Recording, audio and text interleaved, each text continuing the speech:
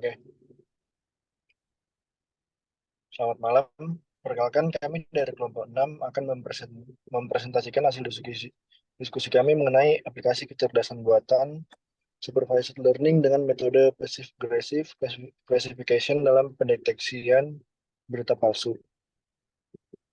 Sebelumnya, perkenalkan saya Joakim Suranjel Sangian dengan NIM 1021211020 dan ada rekan saya Bagus Bayu Putra dengan NIM 1021210110 dan juga ada Rafael Wisma Santoso dengan NIM 1021211029 dan juga ada Farid Hilmi Dayat dengan NIM 050 dan juga ada Arjuna Bagas dengan NIM 31. Next.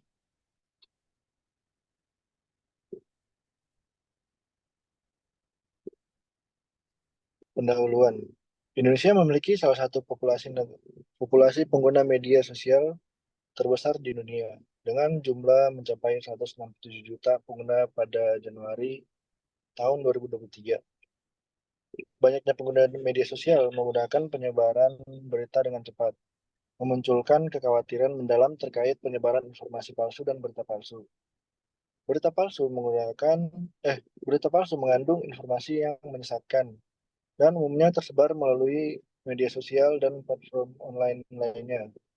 Dilakukan untuk memajukan atau mendorong ide tertentu dengan tujuan tertentu.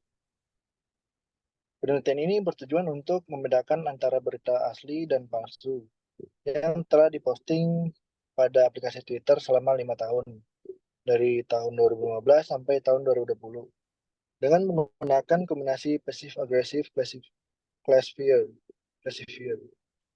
Potensi pengembangan signifikan dari penelitian ini tidak hanya terletak pada potensinya untuk berkontribusi pada pengembangan alat deteksi berita palsu yang terintegrasi, tetapi juga dalam mengatasi dampak sosial dari informasi yang keliru atau hoax eh, hoax yang diperparah oleh adanya media sosial. Next. Selanjutnya akan dijelaskan oleh rekan saya. Ya, dari metode program ini, dalam konteks deteksi berita palsu, metode Passive Aggressive Classifier atau PAC mampu memproses dan mengklasifikasikan data berita berdasarkan ciri-ciri atau fitur tertentu yang dapat membedakan antara berita yang sah dan berita palsu. Proses deteksi berita palsu menggunakan metode ini melibatkan pembelajaran dari sejumlah sampel data dengan label yang sudah diketahui, sehingga model dapat belajar pola atau karakteristik dari berita-berita tersebut.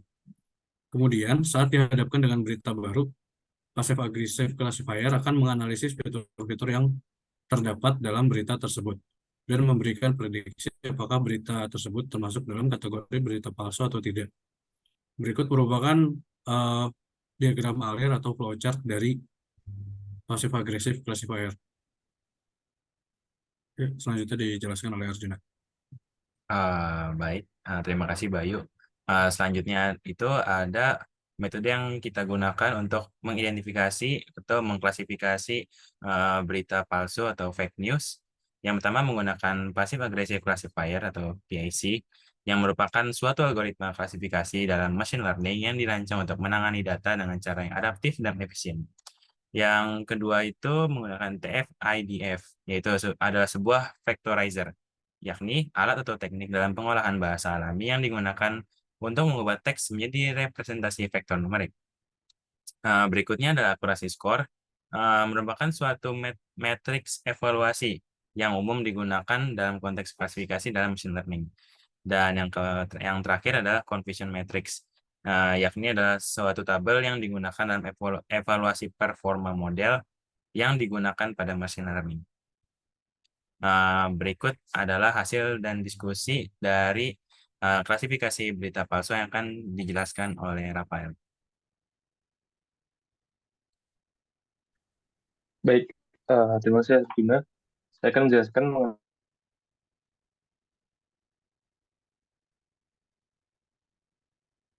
mengenai hasil penelitian dan diskusi.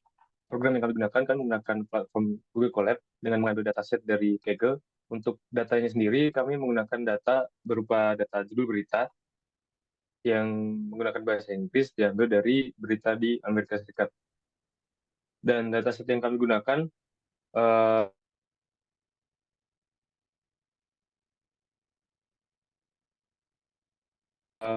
untuk training itu klasifikasinya sebagai berita palsu.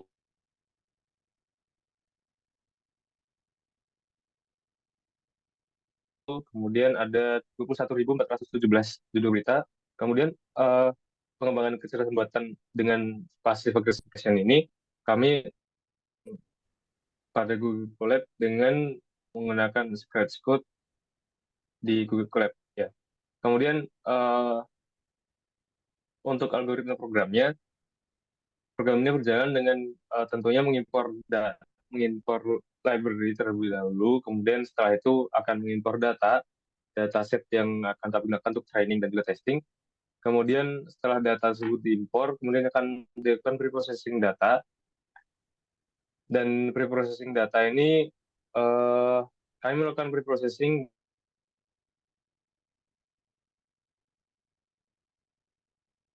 dengan memberikan label asli, kemudian label angka 1 untuk berita yang palsu. Sehingga nanti akan lebih mudah untuk dilakukan proses klasifikasi seperti itu. Kemudian setelah dilakukan preprocessing, kami melakukan konversi teks yang tadi dari dataset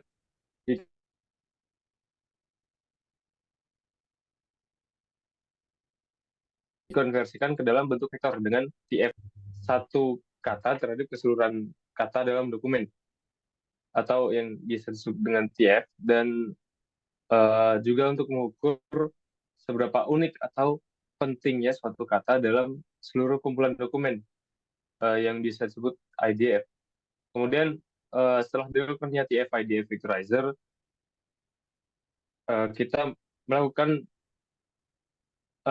metode passive aggressive classifier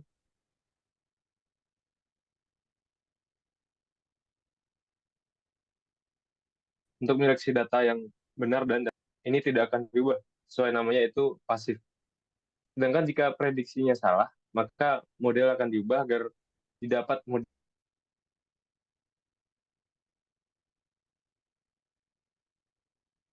yang lebih sesuai atau namanya adalah agresif classifier.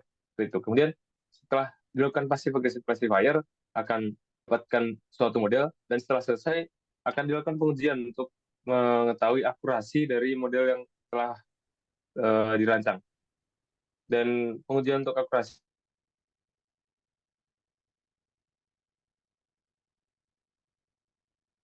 ini menggunakan dua metode, yaitu akurasi skor dan akurasi dari model yang digunakan.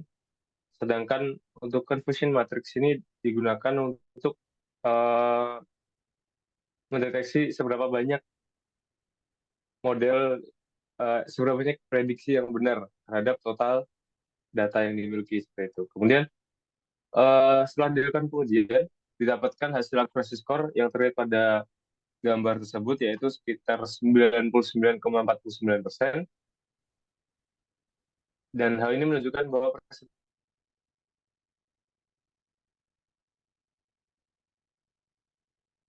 presentasi prediksi benar terhadap total data ini sangat tinggi, sehingga deteksi berita palsu ini dapat digunakan. Kemudian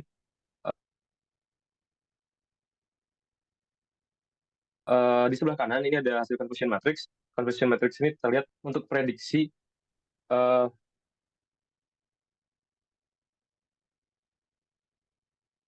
prediksi berita yang asli atau yang prediksinya ada 4.274. 4.274 itu yang sesuai dengan kondisi aktualnya. Sedangkan untuk prediksi berita yang hoax-nya itu ada 4.660 yang sesuai dengan aktualnya. Sedangkan yang tidak sesuai itu ada 22 untuk berita yang asli, kemudian ada 24 untuk berita yang palsu seperti itu. Kemudian dilakukan juga pengujian dengan berita real. Kami mengambil data dari website yang terpercaya untuk berita berita aktual seperti itu. Eh, Kami mengambil satu headline-nya yang mengatakan bahwa former President Donald Trump has returned to New York courtroom to defend himself against a lawsuit seeking more than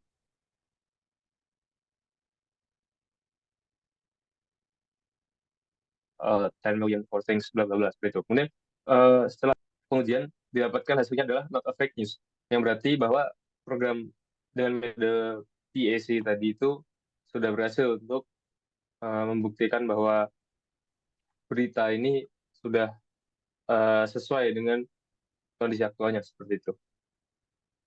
Ya mungkin bagian hasil dan diskusi seperti itu selanjutnya akan dilanjutkan oleh teman saya.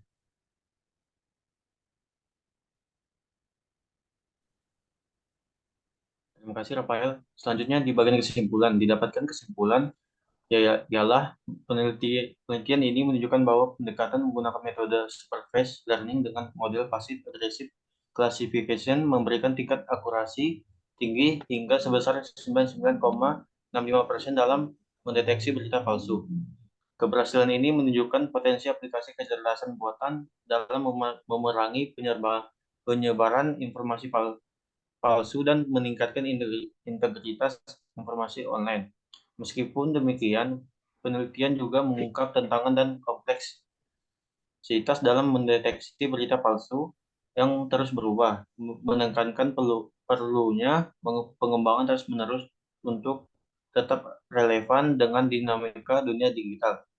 Secara keseluruhan, penelitian ini memberikan kontribusi positif dengan menyajikan pendekatan berbasis kecerdasan buatan yang dapat membantu mengurangi dampak negatif berita palsu di lingkungan digital. Next.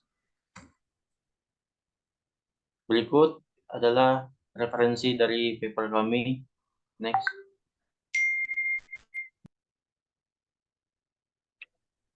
Sekian presentasi dari kelompok kami, kurang lebihnya mohon maaf dan terima kasih.